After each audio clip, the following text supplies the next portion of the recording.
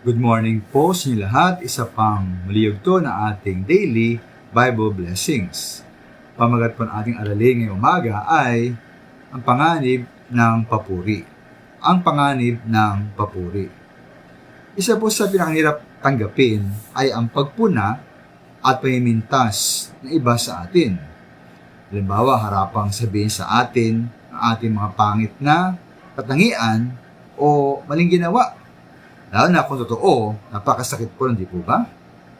Kaya sa halip na pagpunag may mintas, ating nais tanggapin, karaniwan, mula sa mga tao ay kanilang papuri.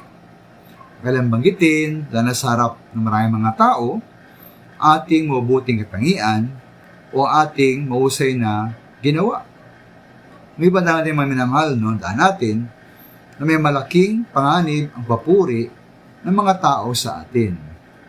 Halimbawa po, tingnan po ang nangyari po kay Herod sa Magawa 12 sa Biblia.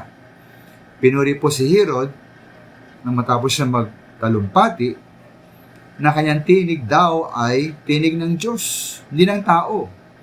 As sa verse 23, dahil hindi niya ibinigay ang papuri sa ating Panginoon, pinatay siya ng anghel ng Diyos. Siya po ay kinain ng mga uod at namatay. Ngayon po, nangyari naman po kay Pablo at Barnabas ay baliktad sa Magawa 14 ng Biblia. Nung napalakan ni Pablo ang isang lumpo, tinuring silang mga Diyos na mga tao. Nagdala sila ng mga bakat, mga puto ng bulaklak, at ibig nilang maghain sa dalawang likod ng Diyos.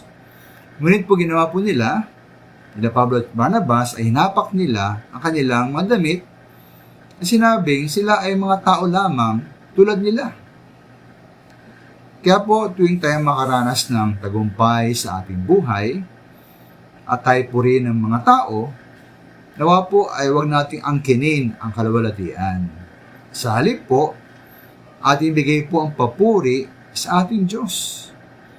Ay nga po sa mga awit 115 verse 1, sabi roon, tanging sa iyo lamang Yahweh, ang dakilang karangalan. Di namin maangkin, pagkat ito'y iyo lamang.